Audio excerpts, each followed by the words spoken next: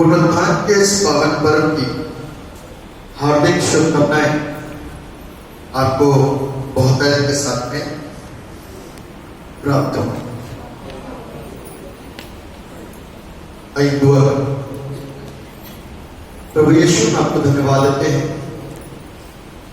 आपकी आशीषों के लिए जो आपने दी। धन्य है वे आंखें जो उन आशीषों को देख पा रहे हैं। धन्य वे बुद्धि जो उस आशीष को समझ पा रही है। धन्य है वे कान जिन्होंने उस आशीषों की बातों को ध्यान से सुना और अपने नाम को धन्यवाद। Thank you Jesus. आज के इस वचन पर प्रभु मनन करने के लिए आप सहायता और अपनी आशीष। Thank you Jesus. यीशु की आशीष हम सबके जीवन में कर सके। आमीन। Thank you Jesus. In the name of Jesus. शांत हो जाओ।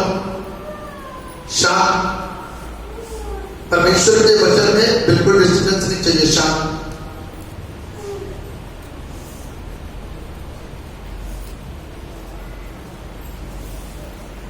परमेश्वर ने कभी भी अपने वचन में गड़बड़ियां पैदा नहीं होने देता था, क्योंकि उसने सारी चीजों से सबसे ज्यादा महत्व किसको दिया? वचन। परमेश्वर गड़बड़ी का परमेश्वर नहीं है। भावनाओं में कर करके काम मत करा करें, आत्मा में भर के काम करें।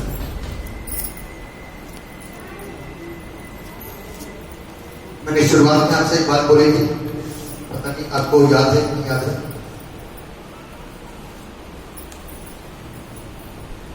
कि जब प्रभु की उपस्थिति हमारे बीच होती है तो अद्भुत होता है। हालेलुया। तो आज अद्भुत ही है करके आखिर तक। एक चीज को आपको सिखाना चाहता हूं कि परमेश्वर का आत्मा शांति का आत्मा है। जब उसको उसकी जरूरत है अपने काम को करता है, तब हमें खामोश होना चाहिए। और जब परमेश्वर का वचन है तो वो सबसे ऊंचा होना चाहिए। हालेलुया। पुनरुत्थान के इस पावन पर्व की आपको बहुत शुभकामनाएं। मैं आर्य विश्वासी से पूछना चाहता हूं कि पुनरुत्थान का पर्व है क्या? इस समय से विश्वासी आ रहे हैं, जरा कोई मेरे को बताए पुनरुत्थान किसे कहते हैं और पुनरुत्थान का पर्व क्या है?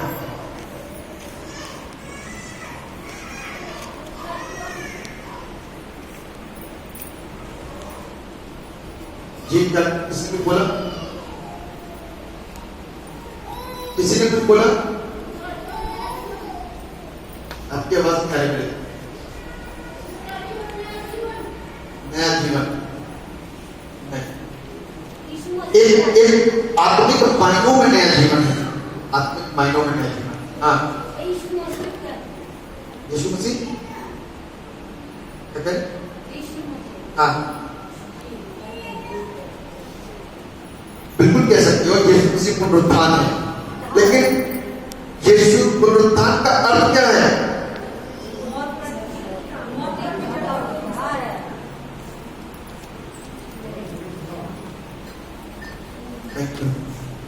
धन्यवाद।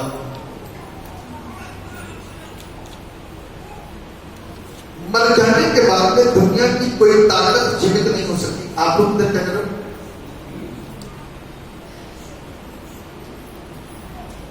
मर जाने के बाद में कोई बंदा आज तक जीवित नहीं हुआ।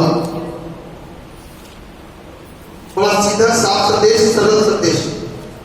मर जाने के बाद आज तक कोई बंदा जिंदा नहीं हुआ। आप रो रहे थे जब वो मर गया था और आज भी याद करके रोते हो, यदि बहुत ज्यादा प्यार था और है। कोई जीवित नहीं हुआ मर जाने के बाद में। इतिहास गवाह है। इंग्लिश का वर्ड है रिजर्वेशन। वर्ल्ड डिक्शनरी के अंदर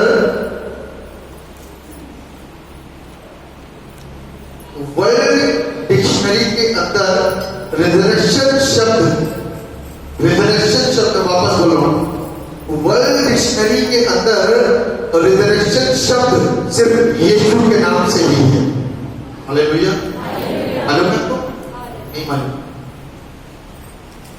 वर्ल्ड डिक्शनरी के अंदर जब रिजरेक्शन आया ना तो वहां सिर्फ यीशु का नाम आया और किसी का नाम। मुर्दों में से जी उठा है ना, क्योंकि वो मनुष्य बनकर के इस धरती पर आया, मनुष्य बनकर के रहा और अनंता जब अपनी जिंदगी के सारे कामों को कर चुका, क्रूस पर जगह में कहता है पूरा हुआ, इट इज फिनिश्ड, पूरा हुआ।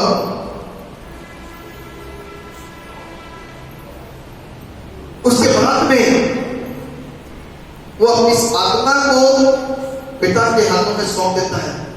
इसका मतलब उसके पास में अपना कोई लक्ष्य था। 33.5 साल की आयु वाले व्यक्ति के पास में क्या लक्ष्य होता है? सोचा कई लोग तो मैंने देखा है कि 23-24 साल के अंदर वो लाइफ में जाते हैं, लक्ष्य होता है।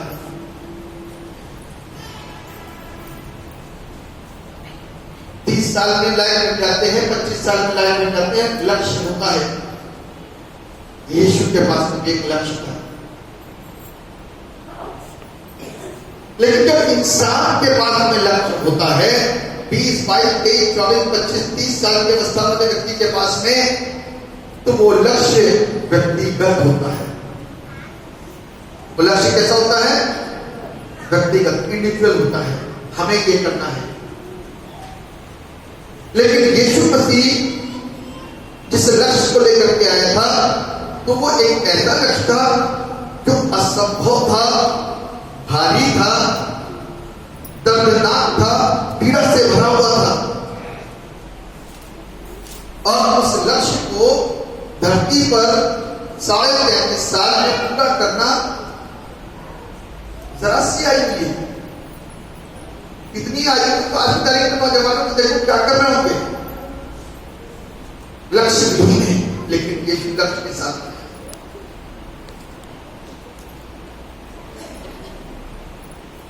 अच्छा, छोटा सा सवाल करूंगा, यीशु के आने के बाद में बदलाव क्या हो? आराम से एक चीज बता सकता हूं, खड़ा करके बता सकते हैं, जगह पे खड़े हो। यीशु मसीह के आने के बाद में बदलाव क्या आया बताइए।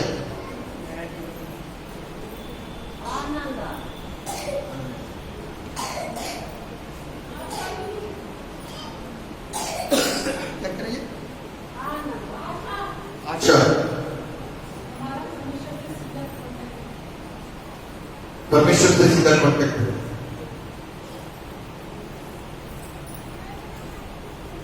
क्या यीशु मसीह कॉन्टेक्ट कराने के लिए आया था पिता के साथ में? ये सेकेंडरी बात थी, प्राइमरी बात क्या थी?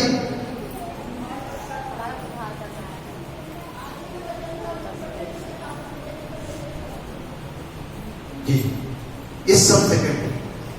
इस चीज को सीखना है। यीशु मसीह का युद्ध अंधकार की शक्ति शैतान से हुआ उस समय। आप मालूम, शैतान ने कहा कि ध्यान रखना, जो भी सृष्टि बनेगी उसको भ्रष्ट करूंगा, मृत्यु उसके ऊपर हावी कर दूंगा।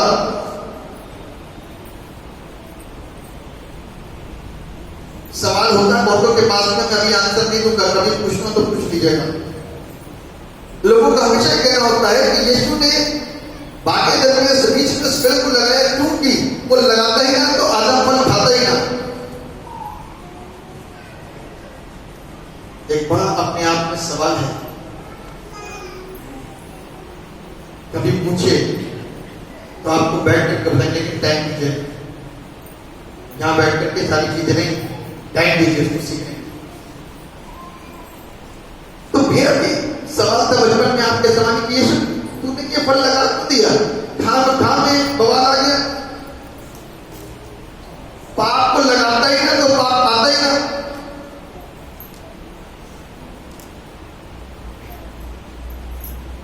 हकीकत बात तो यही लगाया प्रभु ने, तो क्यों लगाया? कभी सोचा? जब स्वर्ग में उस लूसीफर ने जो बहुत ही ज्यादा खूबसूरत स्वरों से भरपूर सर्वांग सुंदर, उसकी तुलना में उसके जैसा कोई था नहीं, इसीलिए घमंडा किया, उसको पलटा गया। उसने कहा अब तो चैलेंज है। आप देखा एक शैतान ऐसा इंसान, एक ऐसा व्यक्ति, एक ऐसा दूत जिसने आज तक तौबा नहीं। कभी गौर किया इस बात के ऊपर? शैतान ने आज तक तौबा नहीं करी।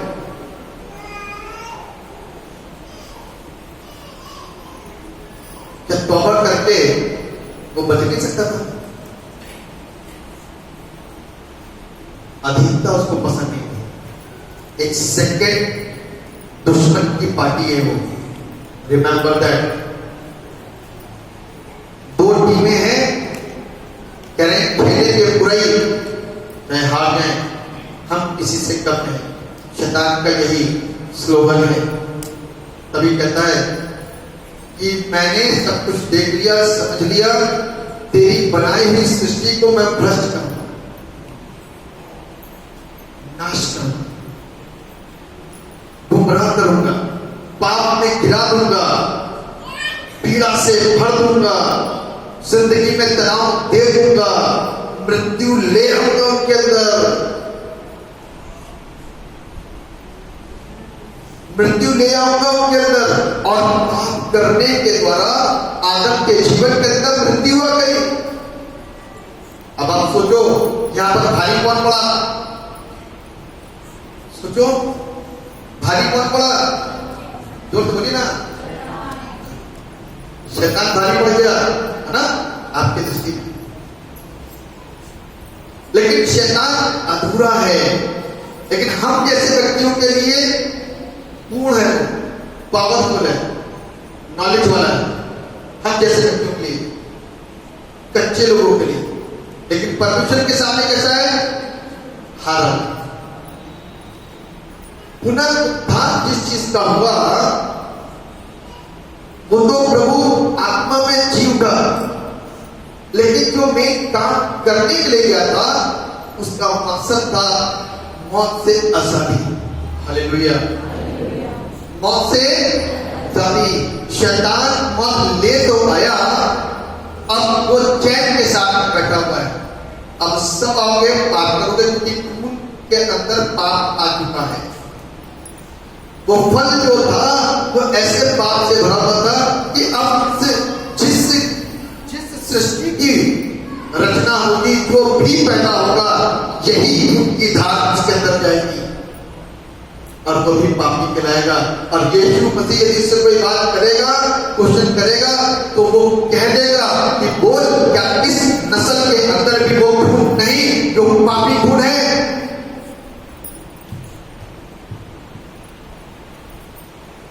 तो यीशु मसीह ना नहीं कर सकता। यीशु मसीह ना नहीं कर सकता। इसीलिए इधर उधर घूमता फिरता था,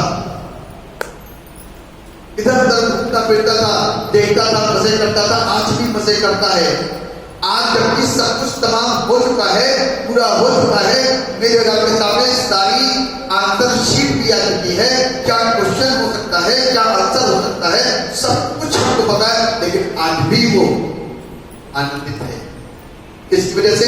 हम जैसों की वजह से। हालेलुया। आज भी वो आनंदित है। उसको आनंद दे कौन रहा है? कौन दे रहा है? हम और आप।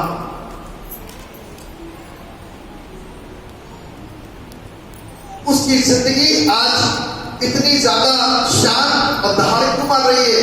क्योंकि हमने और आपने उसको उठा लिया। हमारा बच्चा बहुत शैतान है तो शैतान को याद कर लिया। हमारे घर में शैतानियत है तो शैतान को याद कर लिया। हमारे वो शैतान है तो वहां भी शैतान को याद कर लिया। हमारे काम जहां करने जाते हैं वो सारे शैतानी किस्म के लोग हैं, शैतान को याद। और उन शैतानियों से इतना ज्यादा दुखी हो गए, इतना ज्यादा पीड़ा में भर गए कि अपने अंदर की शैतानियत को भी झलकाना शुरू कर दिया। क्योंकि खून अंदर है। यीशु मसीह ने मौत के बंध से आजाद किया। है मौत तेरा डर, ये डर चुभाया जा रहा था शैतान के द्वारा। हमको और आपको तो पता ही नहीं था। हमको और आपको जीवन मृत्यु के विषय पता नहीं था। स्वर्ग क्या है, कैसी बातें करते हैं, कैसी बातें करी जाती, स्वर्ग में नरक जैसी बातें। हमको और आपको क्या परवाह? आज भी परवाह नहीं है। स्वर्ग नरक की परवाह किसी को है? तो देखें स्वर्ग नरक की परवाह किस चीज की परवाह है? नरक की। हाँ, आज किस चीज की है? स्वर्ग की परवाह किसको? स्वर्ग की परवाह सिर्फ एक हाथ नहीं है, उसे जानती। स्वर्ग की परवाह यानी कि जिसको परवाह होगी वो अपने स्वर्ग की तैयारी करेगा।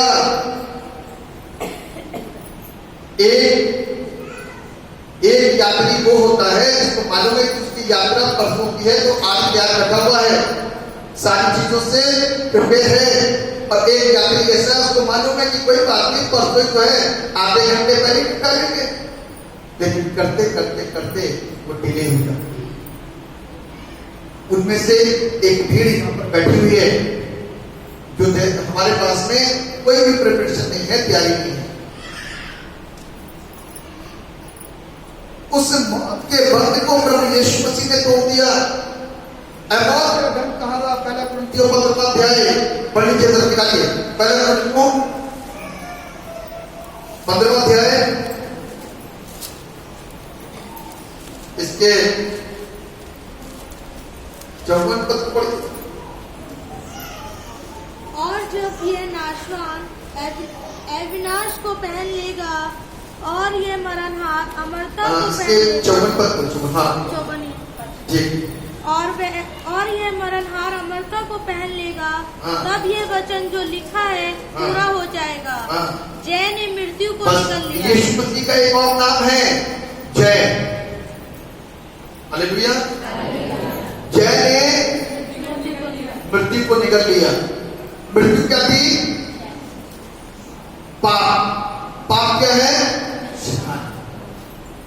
जब यीशु मसीह कहता है इलोई इलोई लमा शबक्तनी, हे मेरे परमेश्वर, हे मेरे परमेश्वर, तुमने मुझे क्यों छोड़ दिया? तब वो पापों का बोझ अपने ऊपर लादे देता। एक और था जो लकड़ियों का बोझ अपने ऊपर लादे था। वो कौन था? इब्राहिम का बेटा ही था। वो लकड़ियों का बोझ अपने ऊपर लाद करके ले जा रहा था। और यहाँ पर परमेश्वर का पुत्र यीशु जो पापों का बोझ अपने ऊपर लाद करके ले जा रहा है, उसके लिए तो परमेश्वर ने इंतजाम कर दिया। ले वहां देखना है, सवाल कर दे। यहाँ पर कोई ऑप्शन नहीं था।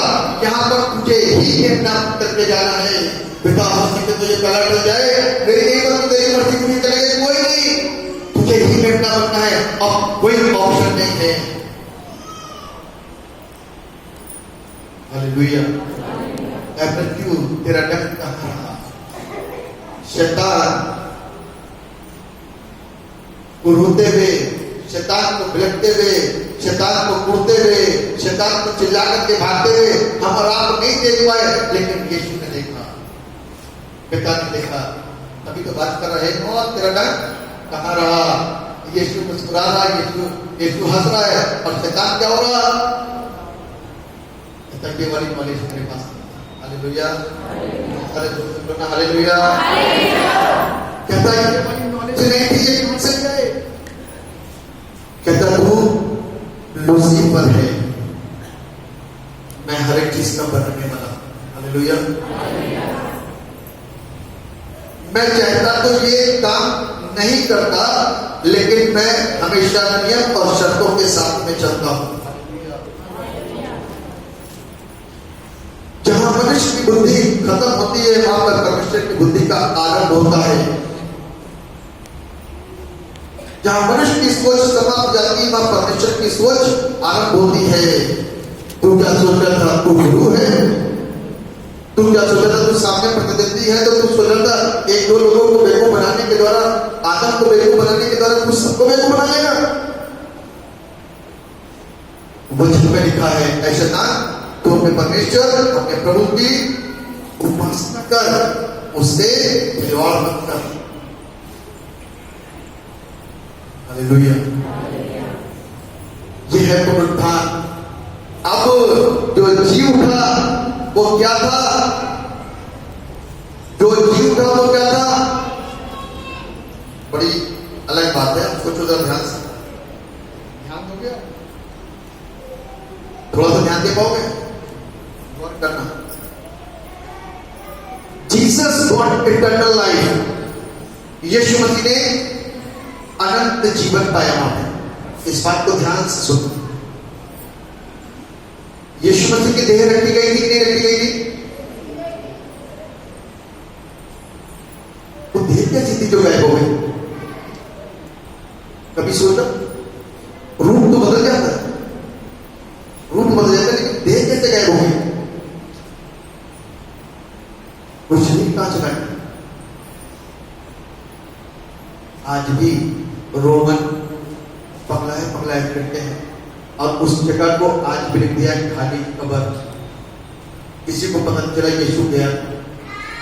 हालेलुया। कोई जान न सका कि यीशु गया कहां। यीशु की बॉडी चेंज हो गई, संसार का कपड़ा रह गया मात्र। चेले आकर के देख रहे हैं, ना इधर ना उधर। रोमी सरकार समझ गई कि अद्भुत यहां हो चुका है। हालेलुया। मैं शुरुआत बोला था, कुछ होने पर है, नया होने पर है, अद्भुत यहां होने पर है। रोमी सरकार समझ गई कुछ हो गया। चेले दौड़ करके रख गए, चेली भी आई दौड़ करके। अपन लोग भी करते ना, दौड़ी दौड़ी आई और कब्र को देखा खाली है। यीशु की कब्र खाली, पत्थर रोका हुआ, मोहर हटी हुई। रोमन्स की मोहर को तोड़ने की ताकत किसी के पास नहीं थी। आपको बताऊं, यीशु मसीह को जिस पहरे में रखा गया था वो स्पेशल सिक्योरिटी थी, स्पेशल पहरा। उस पहरे को कोई तोड़ नहीं सकता था। मतलब कि सोने का सवाल नहीं उठती, कोई थोड़ा होगा वहां पे। लेकिन जब परमेश्वर यहूदियों की आंखें बंद कर सकता है, इस्राएलियों की आंखें बंद कर सकता है, तो ये पहरेदारों की आंखें छूना मत होगी। हालेलुया। आज बहुत सारे लोगों की आंखें बंद पड़ी हैं। दुआ करना, प्रभु में आपने तो गलती करी, मैं समझ नहीं पा रहा। यदि जिसके अंदर परमेश्वर के प्रति प्रेम है तो इसी तरीके से बात करना, प्रभु ये आंखें आपने तो बंद नहीं करी कि क्या मैं नहीं समझ पा रहा। मैं चाहता हूं तेरे साथ अपनी जिंदगी को मजबूत बनाना, मैं चाहता हूं अपना रिश्ता तेरे साथ मजबूत बनाना, मैं चाहता हूं अच्छे कर्मों को करना, लेकिन प्रभु मैं कर नहीं पा रहा, एफर्ट कर रहा हूं। प्रभु यदि तूने मेरी आंख बंद कर रखी तो खोल दे, आज अद्भुत हो जाए।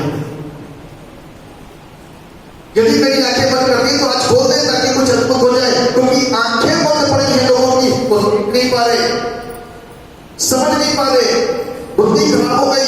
पैसे दे दे करके कहने लगे चेलों को कि वो उठा करके ले गए उसकी बॉडी को। हड़कंप मच गया था वहां पर। सवाल खड़े हो गए थे, कहां गया यीशु? बोल के गया था तीसरे दिन जी उठूंगा, कहां गया? क्योंकि यीशु की मृत्यु से पहले इस बात की मनादी हो चुकी थी कि यीशु मुर्दों में से जी उठेगा। हालेलुया। मनादी हो चुकी थी कि यीशु मुर्दों में से जी उठेगा। तो लोगों को शक था, इसीलिए पहरा बहुत ज्यादा था। और आप हल्के में ले लो बातों को। 5 अदालतें हुई, पुरनिये, याजक, महायाजक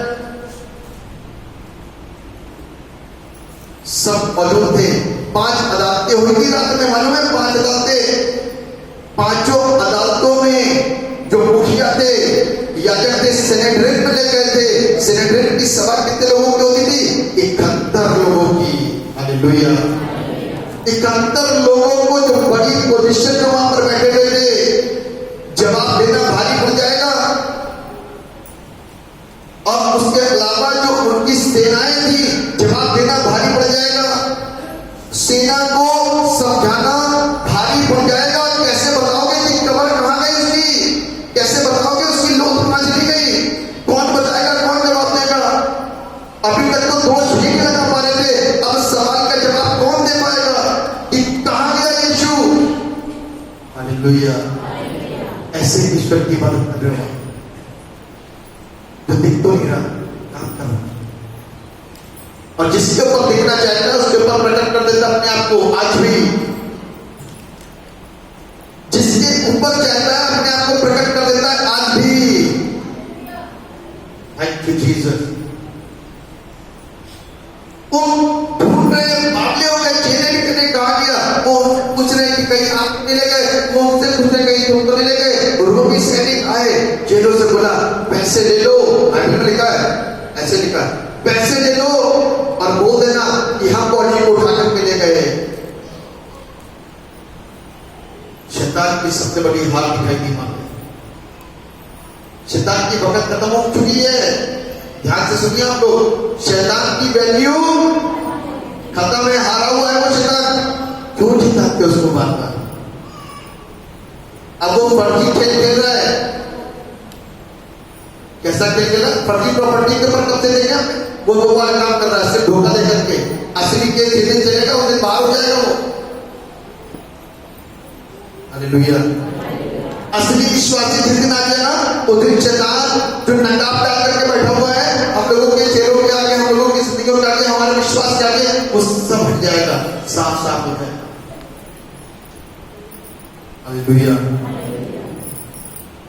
दौड़े दौड़े आई और कब्र को देखा खाली।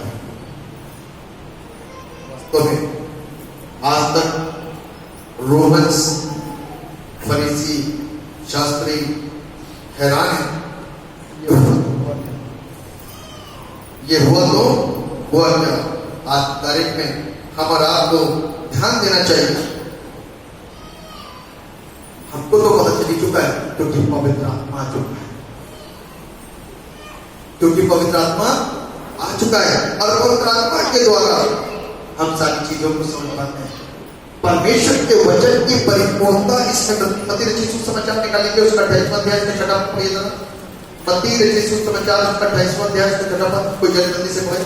वे यहाँ नहीं है, हाँ, परंतु अपने वचन के अनुसार जी उठा है। हालेलुया।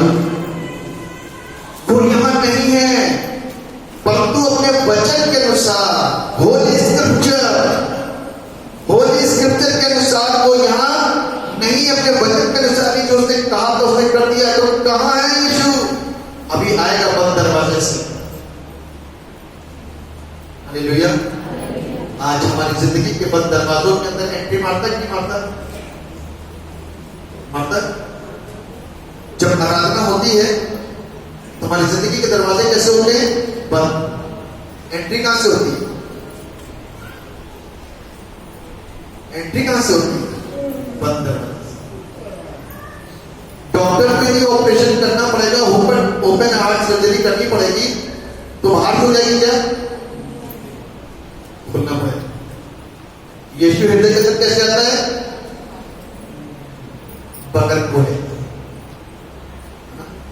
लोग आत्मा में भर जाते हैं बंद दरवाजे में।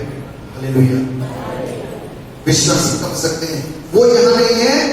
और परंतु अपने वचन के अनुसार जी अपने वचन के अनुसार जी उठा है। आगे और यह स्थान देखो जहाँ प्रभु पड़ा था। हाँ और शीघ्र जाकर उसके चेलों से कहो हाँ। कि वह मृतकों में से जी उठा है। हालेलुया। शीघ्र जाकर के उसके चेलों से कहो कि वो मुर्दों में से, मृतकों में से, मरे हुओं में से जी उठा है।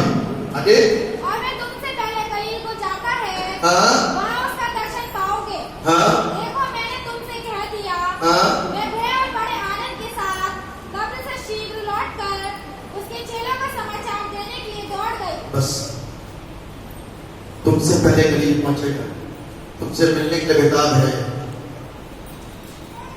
हमारे पहुंचने से पहले वो हमारे पास आता है, हमसे मिलने के लिए बेताब है। हमारे आने से पहले यहाँ मौजूद होता है, हमसे मिलने के लिए बेताब है। उसके साथ में हमारे अपॉइंटमेंट 9 बजे का फिट होता है। जब अनाउंसमेंट होता है ना तो 9 बजे का होता है, वो अपॉइंटमेंट है यीशु के साथ। यीशु मसीह 9 बजे कहता है प्लीज डू कम। हम उसकी इज्जत में 9 बजे आ जाने चाहिए। हालेलुया। महाराजा एक पद और करता जिस किसी को मिले, रोमियो 10:9, रोमियो की पुस्तक उसका 10वां अध्याय और उसका 9वां पद। कि यदि तू अपने मुंह से यीशु को प्रभु जानकर हाँ। अंगीकार करे और अपने मन से विश्वास करे कि परमेश्वर ने उसे मरे हुओं में से जिलाया, हाँ। तो तू निश्चय उद्धार पाएगा। बस तो निश्चय उद्धार पाएगा। काहे से जिलाया? मरे हुए में से। इसको बोलते हैं इटर्नल विक्ट्री, है ना, अंदरूनी जीत। आज जब तक हम अंदर से नहीं जीतेंगे तो प्रभु के साथ में हमारा संबंध कुछ नहीं होगा। हम बाहर से करते हैं सारी चीजें। कैसे करते हैं? बाहर से। इसीलिए आज हमारे न तो जुबान काम कर पाती है, न हाथ काम कर पाते हैं, न हमारी दुआ काम कर पाती है। आप कमजोर हैं या परमेश्वर कमजोर है? क्यों? क्योंकि इंटरनल विक्ट्री नहीं हुई है।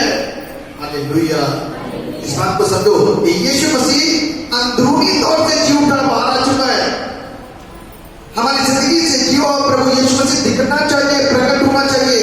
वो जिया नहीं है, हमारे जीवन में नहीं जी उठा है, या हमारे जीवन में उसकी विजय हुई है। हमने सब कुछ देख लिया, सब कुछ सुन लिया, सारी चीजें समझ ली, लेकिन यीशु अंदर से जी नहीं उठा है। इसीलिए आज हमारी दुआएं प्रभावशाली नहीं हो पा रही है।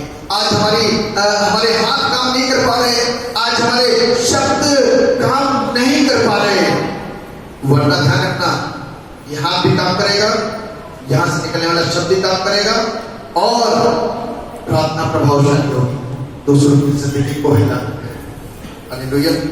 क्योंकि अंदर से विक्ट्री होगी, इंटरनल विक्ट्री होगी, अंदरूनी जीत होगी। Hallelujah, hallelujah. सब लोग सो रहे हैं? नहीं, जाग रहे हैं? Very good. तो जोर से बोलिए हालेलुया। आज मैं सोने वाला चक्कर ही नेट होगा। तो यह कि जो कोई विश्वास करेगा, मुझसे स्वीकार करेगा और इस बात को मान जाएगा कि प्रभु यीशु ने हमको मृतकों में से जिलाया, वही पवित्र। मरे हुए में से जी उठना। हमारे काम कैसे थे? मरे हुए। हमारी सोच कैसी थी? हमारा उठना बैठना कैसा था? हमारा चलना फिरना कैसा था? कैसे समझा? मरा हुआ था, क्योंकि मरा हुआ था। इसलिए क्योंकि जो काम प्रभु को पसंद नहीं आते वो मरे हुए हैं, और जो प्रभु को पसंद आते हैं वही जीवित हैं। जो काम मरे हुए हैं वो प्रभु को कभी पसंद नहीं आते। इसीलिए हमारी जिंदगी के द्वारा आशीषें निकल नहीं पाती, लेकिन जो जीवित हैं उनके जीवन से धारा प्रवाह आशीष बहती है। हालेलुया। उनके जीवन से धारा प्रवाह आशीष बहती है, और उनके द्वारा कुछ क्या होता है? दूसरों तक जाता है। यीशु मसीह मृतकों में से जी उठा, और जो कोई आज विश्वास करेगा कि मेरी जिंदगी बदल गई, आप पाप करते थे, काम करता था, छोड़ दिया। गाली देता था, छोड़ दिया। बुरे काम करता था, छोड़ दिया। नशा करता था, छोड़ दिया। तरह तरह के चीजें क्या करता था, छोड़ दिया। क्यों छोड़ा भैया, क्यों छोड़ा? समझदार हो गए क्या? तब तो 40 साल की उम्र तक भी कर, 45वें साल का, 41वें साल का, 42वें साल का ऐसी कौन सी चीज छुपा दी गई तुम्हारे अंदर कि तुम बदल गए? अंदर से विक्ट्री हो गई है, इसलिए बदल गए। एक वचन ने छू लिया, इसलिए बदल गए। एक आयत ने छू लिया, इसलिए छू गए। एक बात ने छू लिया, इसलिए हम बदल गए। और हम सिर्फ बदले नहीं, सब कुछ बदल गया। हालेलुया। पौलुस कहता है सब कुछ बदल गया। अब वो चीजें जो मेरे नाम की थी, जिसमें मैं मजे करता था, जिसमें मुझे आनंद आता था, वो सारी चीजें कचरा से दिखाई देती। क्या दिखाई देती है? कचरा, रमेश, कूड़ा।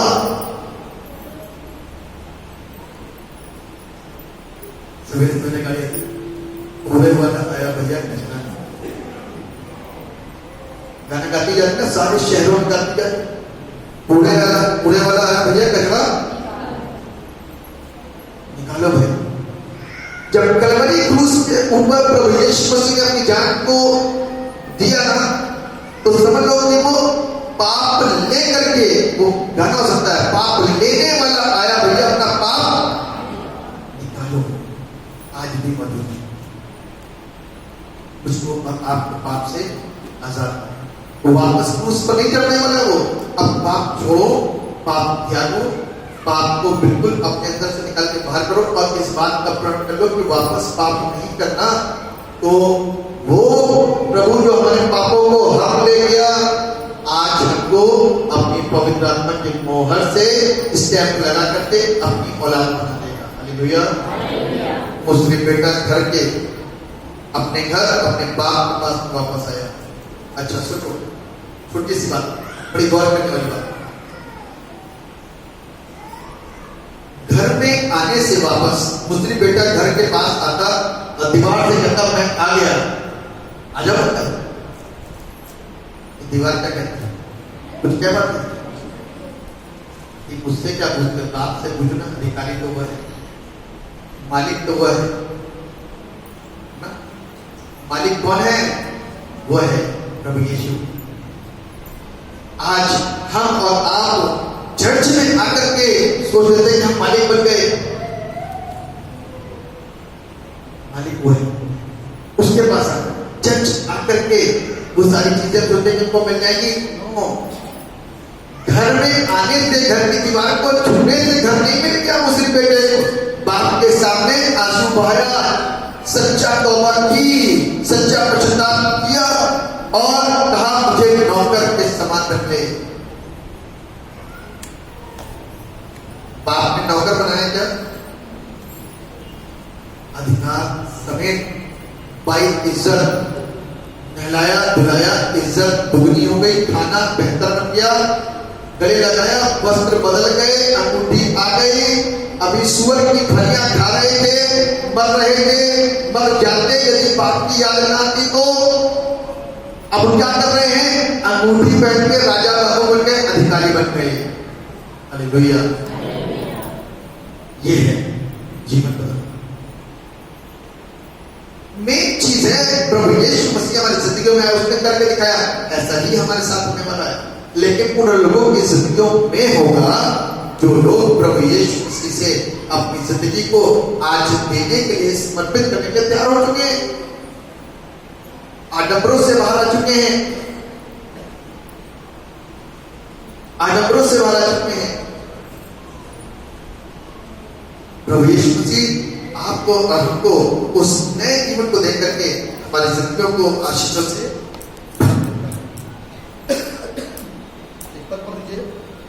प्रेरितों के काम की पुस्तक 7वां अध्याय 31वां पद।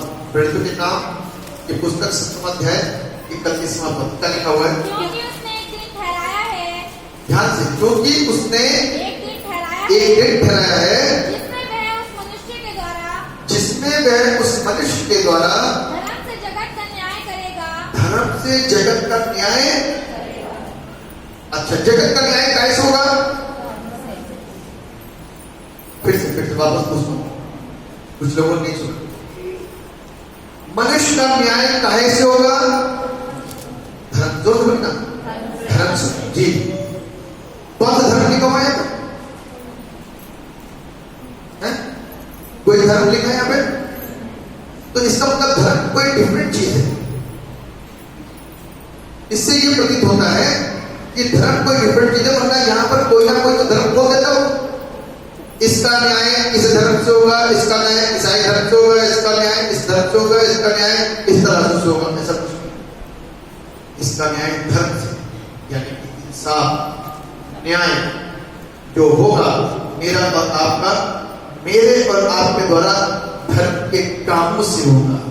वो धर्म नहीं जिन अनुष्ठानों में आज लिप्त पड़े हुए हैं, क्योंकि वो तो चीजें अब जिस धर्म में इंसान पहुंच चुका है तो ना चाहते हुए भी करना पड़ेगा। प्रभु भोज की इज्जत नहीं है, नहीं जानते कि उसकी वैल्यू क्या, उसकी शक्ति क्या है, लेकिन लेना तो पड़ेगा ही। उसकी बात नहीं कर रहा है, धर्म से। अब उसका धर्म का तरीका अलग है, डिफरेंट है। धर्म ये होता है कि अपने बूढ़े माता पिता को क्या करो, क्या करो, घर से बाहर निकाल दो, घर के अंदर रखो। लेकिन जो धर्म में जीवन जी रहे हैं बहुत तरह तरह से, वो क्या करते हैं, घर से बाहर निकाल करके आज कौन से होम बन चुके हैं, वृद्धाश्रम। वृद्धाश्रम में माँ बाप को पहुंच चुके, क्योंकि धर्म, जिस धर्म में आप रहो उस धर्म ने आपको ये सिखा दिया, यानी कि जिस धर्म की शिक्षा आप ले रहे हो वो गलत है। सारे धर्म की बात, हम धर्म ही नहीं सकते, कर्तव्य ही नहीं सकते, ड्यूटी ही नहीं सकते, इसीलिए आज विफल है अपनी जिंदगी। रास्ते में चल रहे एक प्यासे को पानी पिलाना धर्म है, भूखे को खाना खिलाना धर्म है, अन्याय पीड़ितों के ऊपर हो रही कामना उसको निजात दिलाना हमारा धर्म है, वगैरह वगैरह वगैरह। और उससे वो हमारा न्याय है। अब उसका तराजू डिफरेंट है। इंसाफ का तराजू यीशु के हाथ में होगा जब किताबें खुल जाएंगी। काय की किताबें खुलेंगी? मेरे नाम की जिंदगी की 40 उपवास रखना फेल हो जाएगा यदि धर्म के किताब में काम नहीं करे। आपने सोचा कि अपने 40 उपवास पूरे रख लिए तो उससे सब कुछ हो जाएगा। मैंने आपको सिखा रखा है कि उपवास हमें बदलता है, परमेश्वर को नहीं बदलता। उपवास किसको बदलता है? आप सोचो कि दया करते हैं 40 घंटे, तुमको दया हो जाए, थोड़ी सी दया हो जाए ना, प्रभु तुमको बदलना चाहिए। पहला थिस्सलुनीकियों 4वां अध्याय 16 से 17 पद। पहला थिस्सलुनीकियों 4वां अध्याय 16-17 पद क्या लिखा हुआ है? क्योंकि प्रभु आप ही स्वर्ग से उतरेगा, हाँ। उस समय ललकार और प्रधान दूत का शब्द सुनाई देगा, हाँ। और परमेश्वर की तुरी फूकी जाएगी, हाँ। और जो मसीह में मरे हैं हाँ। वे पहले जी उठेंगे। जो किसमें मरे हैं? पाप में नहीं लिखा हुआ है, जो मसीह में मरे हैं। मसीह में मरने का मतलब जानते हैं ना? धर्म के साथ में जीवन किया है, सच्चाई के साथ में जीवन किया है, न्याय के साथ में जीवन किया है, शुद्धता के साथ में जीवन किया है, त्याग और बलिदान के साथ में जीवन किया है, आज्ञाकारिता में जीवन किया है, भय के साथ में जीवन किया है, उसकी मर्जी को पूरा करते हुए जीवन किया है। वो लोगों के लिए लिखा है, वो बदल जाए। पढ़ो बेटा, क्या निकाल गए? तब हम जो जीवित और बचे रहेंगे, हाँ। उनके साथ बादलों पर उठा लिए जाएंगे। देखिए, पहले कौन बदलेगा? जिन लोगों ने प्रभु की इच्छा धरती पर रहते थे पूरी करी और मर गए, उनकी आंखें बंद हो गई, प्रभु में सो गए, वो जी उठेंगे। और फिर जो हम जीवित यहाँ बैठे हुए हैं वो खड़े हो जाएंगे। विश्वासी अविश्वासी, ये बात है। अंतिम बात, पहला पत्रस 11:3 पढ़ेंगे।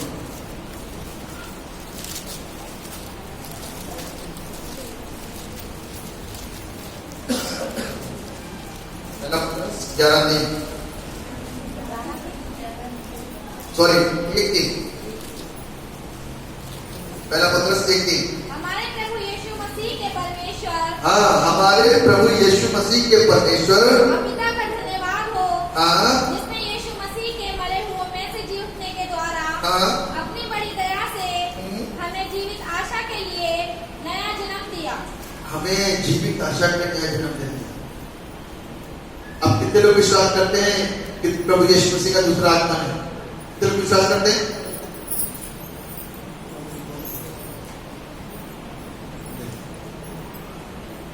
किसने हमारे रिश्तेदार को पीछे से हाथ उठ रहे हैं, पुराने वाले सजन के हाथ देख उनके देखा, हाँ उन्होंने कहा तो इतना सही बात बोली मत था। देखो नहीं बाइबल पढ़ो ना, बाइबल पढ़ो, क्या लिखा हुआ है? प्रभु यीशु मसीह ने जो प्रबंध मेरे और आपके करा है, ये आशा है, जीवित आशा, जीवित आशा है कि जैसा प्रभु ने पिता परमेश्वर ने यीशु को मृतकों में से जिला उठाया, वैसे ही वो हमको भी। इसलिए सुस्ती भरा जीवन मत जिए, सुस्ती भरा जीवन न जिए, और विश्वासी होकर मसीह की महिमा में सनातन संगति को पत्थर को हटा दे, है ना? पत्थर के विषय में देखा आपने? वो पत्थर क्या हो गया?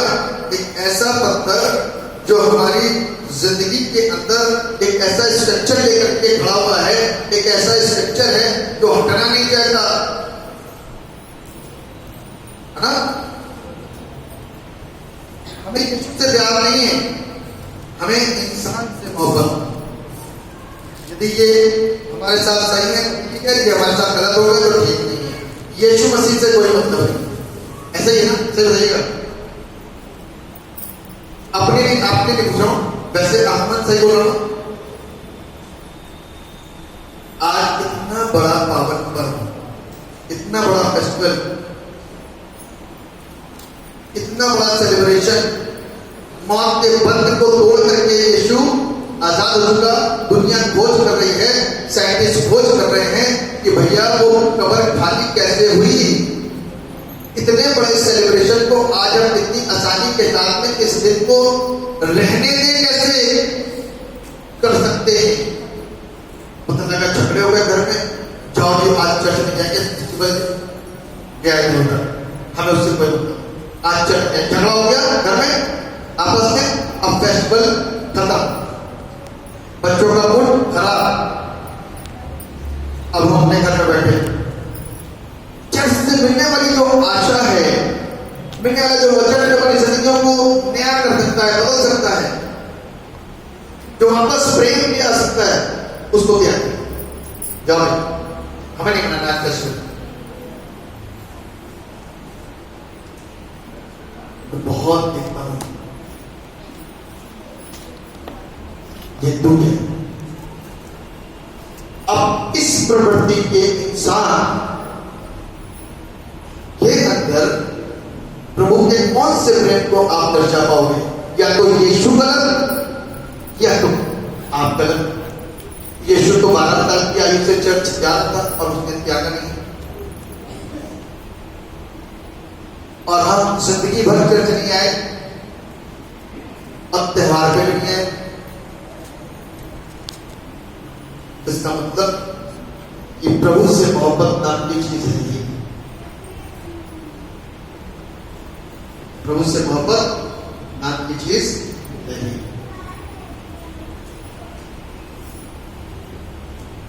प्रभु मोहब्बत है और मोहब्बत सिखाता है।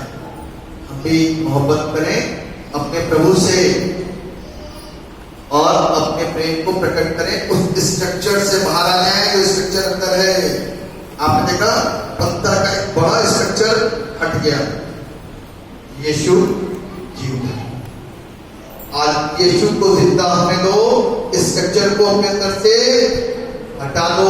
स्ट्रक्चर बहुत किस्म का हो सकता है, ये पत्थर बनकर के आ गया हुआ है। Are you getting my point? आप समझ रहे हैं जो मैं बता रहा हूं? यीशु पत्थर हटाने के बाद नहीं बाहर आया। पत्थर लगा रहता है छोटा सा। जब चेले कोठरी में प्रार्थना कर रहे थे तो यीशु मसीह बंद दरवाजे से अंदर आगे तक नहीं आ गया था। तो क्या पत्थर को चीर करके प्रभु बाहर नहीं आ सकता था? तो पत्थर क्यों हटाया? It shows and represent the structure of human stone. आज हमारे अंदर ऐसा पत्थर है जिसको हटाए बगैर यीशु बाहर नहीं आएगा। ध्यान रखना, जानना अच्छी बात है, आप बहुत हमेशा जान रहे हो, पीढ़ियां जान रही है, लेकिन यीशु जी नहीं उठेगा। स्ट्रक्चर ने उसको घेर रखा है, स्टोन ने उसको घेर रखा है। कोई भी पत्थर हो सकता है, वो उसको हटाए बगैर यीशु प्रकट नहीं होगा अपनी लाइफ से। आज यदि हम सेलिब्रेशन कर रहे हैं तो हमको और आपको इस चीज को समझ लेने की जरूरत है कि अपनी जिंदगी से उन पत्थरों को निकाल करके तब आशीष पाना हम और आप से। परमेश्वर इस वचन के द्वारा आप सबको, हम सबको बड़ी आशीषें प्रदान करें और इस वर्ष का पुनरुत्थान दिवस आपको और आपके परिवार को मुबारक हो और हमारी जिंदगियां प्रभु को पसंद आ सके। मर्जी शब्दों से मत बोलिए, हे हमारे पिता तू जो आसमान में है, तेरा राज्य आए, तेरी इच्छा जैसे स्वर्ग में पूरी होती है पृथ्वी और भूमि पूरी हो। पड़ोसी नहीं करेगा। किसकी गारंटी लेकर के दुआ कर रहे हो? कुछ लोग यही तो कहते हैं कि दुआ करते तो हैं लेकिन उसको फॉलो नहीं करते, तो हम उनको बुरा कहते हैं, देखो जी लॉर्ड्स प्रेयर नहीं बोलते हो, हम लॉर्ड्स प्रेयर पूरी नहीं करते, निभाते नहीं, इसलिए प्रॉब्लम है। उसकी मर्जी जैसे स्वर्ग में पूरी होती है, धरती पर पूरी कौन करेगा? शैतान। तो हमारा हालेलुया। हर एक शब्द यदि हर एक जन किसी तरीके से बोले मैं, तो इसका मतलब ये होगा कि हमको करना ही हमारे कर्तव्य है, ठीक है ना? शैतान परमेश्वर की मर्जी पूरी नहीं कर सकता, बस इतना क्लियर हो गया ना? परमेश्वर, इसलिए परमेश्वर आपको, आपके घराने को, आपके परिवार को आशीष दे और आज का ये पर्व, आज का ये दिन आपको आपके परिवार समेत बहुत बहुत मुबारक हो। बस जीवित और समर्पित पिता परमेश्वर, हम आपको धन्यवाद देते हैं जिंदगी के लिए जो आपने दी। हमने जो सीखा बने पाए कि प्रभु इसको सुन और सीख करके हम अपनी जिंदगी को अच्छा करें, खूबसूरत बनाएं और फिर पिता परमेश्वर जो आप कहते हैं वो ही हम कर पाए। आप दया करेंगे ऐसे हम सबको बड़ी दुआ अपने नाम में मांगते हैं, जैसे सुने और